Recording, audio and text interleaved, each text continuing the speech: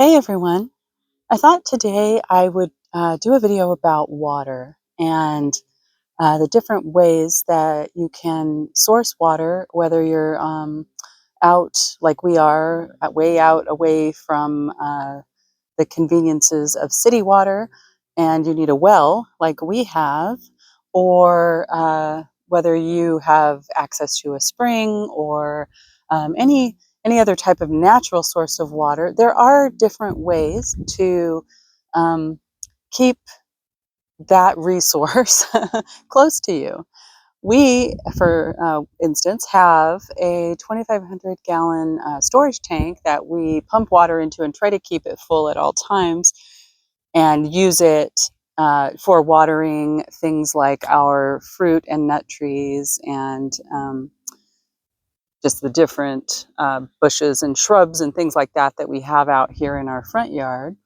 But we also have tried to think of what we would do if we didn't have electricity at all, like if we didn't have access to anything like that.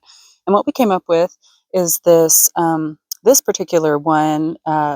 This pump came from a company called Apocalypse Well Pumps, I believe, and I can link that in the description. We're not affiliated with them at all or sponsored by them or anything like that, but we had a great experience with them, and it's a good product at a reasonable price.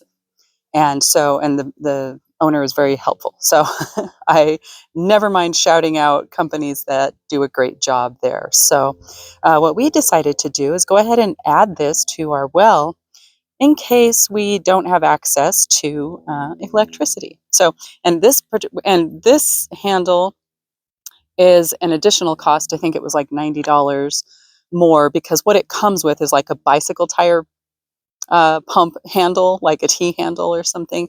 And for me, that was extremely difficult to, because you're pulling up the weight of the water. The more water you pump up, the harder it is. And this one, with this long handle here, gives you great leverage, and it's very easy to work.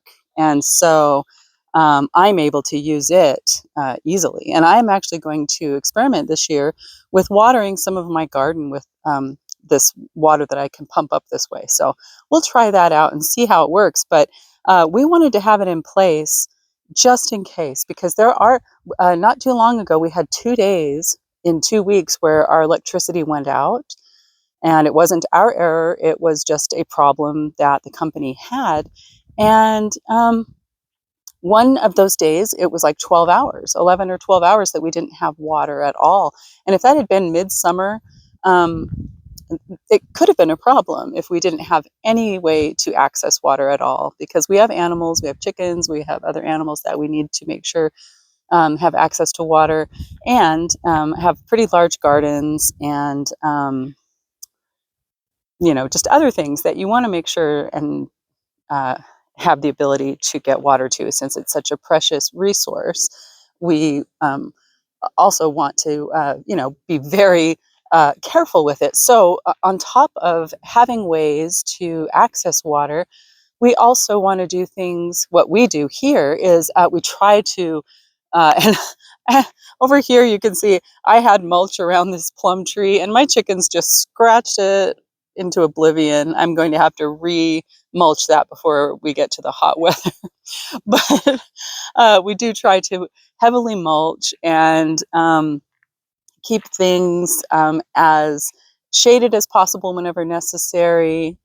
And I know that rooster looks like he's dead, but he's taking a nap over there. Lazy guy.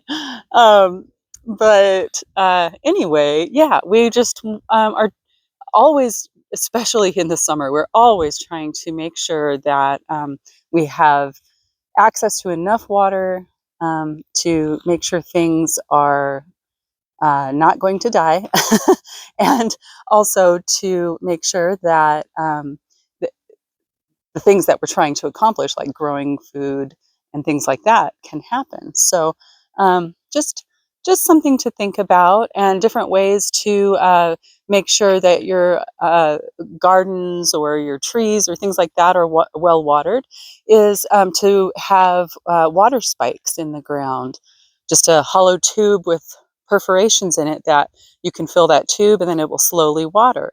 Or clay pots with lids that you can bury partially in the ground that you can fill with water that will give water as needed to vegetables or whatever that you're growing. So those are just all little things that have kind of been on my mind because it is going to be getting really warm here soon. And so, and I know a lot of people um, are on city water, and so you're not as concerned about it.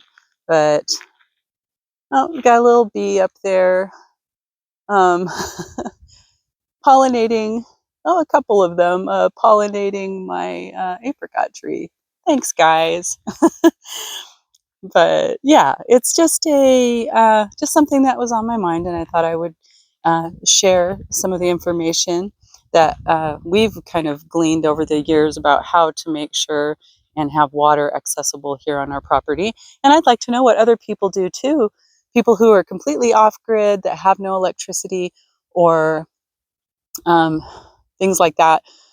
What do you do to make sure you have access to water? I'm very interested to know.